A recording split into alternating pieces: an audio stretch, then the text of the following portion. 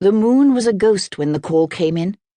The caller said she wished to notify Captain Natalia Monte about 2 bodies. Routed from another Carabiniere station to hers on Via Casanova, the voice announced herself a countess and said that she didn't trust ordinary police. Moments later, Natalia Monte raced through the pre-dawn grey, siren blaring, flashing lights throwing blue and white bolts across buildings and intersections. She drove along Via Carducci, turned onto the Riviera di Chiaia, past its expensive shops and the aquarium, still run down since the Second World War, when the Hungary raided its tanks. The Alfa Romeo zipped along the boulevard, palm trees arched overhead, the plazas dark, the Bay of Naples a blur to her left. On Via Petrarca, she shot past a fountain she'd loved as a girl, with marble cherubs blowing trumpets. Finally, she slowed and searched for the turn. Natalia spotted the driveway of Palazzo Caracciolo and passed through its open gates, up a long curved drive lush with royal palms. So different from the cramped alleys of old Naples where she lived and worked. 100 yards in, she pulled alongside a new police Ferrari parked in front of a grey stone mansion, its pristine facade incorporating sleek pediments discreetly illuminated. An ancient butler directed her to the garden.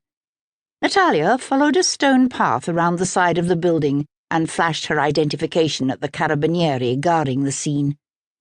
The lush garden was beautifully wild with grasses and flowers. Several cats dozed on the edge of a patio. Honeysuckle and jasmine perfumed the air. A yellow butterfly on an orange lily slowly opened and folded its wings. Natalia stepped onto the grass and walked toward the rose bushes that surrounded a life-sized horse cast in metal, the centerpiece of a dry fountain half filled with potted blooms, white roses. The sculpture was enormous. 2 male figures sat astride the unbridled steed. One man pitched forward, his arms draped along the animal's neck. The second man leaned into him from behind. Neither was clothed. Natalia stepped closer. Dark splotches marred the creamy petals of flowers encircling the fountain. Already there were flies. She circled the statue slowly, shining a light up at the 2, just barely making out dark punctures that riddled their chests. Young men, shotgun from the look of them. Blood dripped down their torsos and loins, along their legs and the flanks of the horses into the fountain's basin. Its iron scent mixed with the lush bouquet of the roses. Suddenly, she noticed the woman by the rhododendrons, motionless as the men. Silver hair framed her face and flowed past her slim shoulders. She wore a white silk kimono printed with orange and purple cranes. Cranes symbolized long life, Pino, Natalia's ex, had told her once in an intimate moment. The woman's eyes were a startling shade of lavender. Natalia held up her Carabiniere identification. "Captain Monte, as you requested." "Contessa Antonella Maria Cavazza," she said, and extended her hand, the tiny fingers like a child's. "Thank you for coming." Natalia took the delicate, age-splotched hand. "You found them?" "Yes. I made the unhappy discovery." "Do you know the victims?" "The second man in back, Vincente Lataruzzo.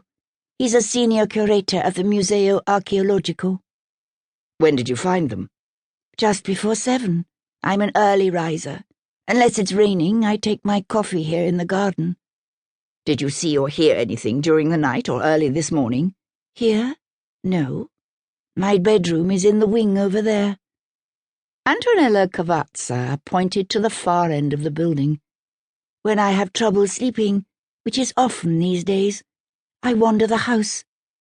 But the windows are all double-glazed and sealed for the air conditioning, so no, I didn't hear a disturbance." "How do you know the victim?" "I'm on the board of the museum. Once a year I host a dinner party. Senior staff uninvited. I first met him there, last Christmas, I believe, and he had occasion to address the board at times. Terribly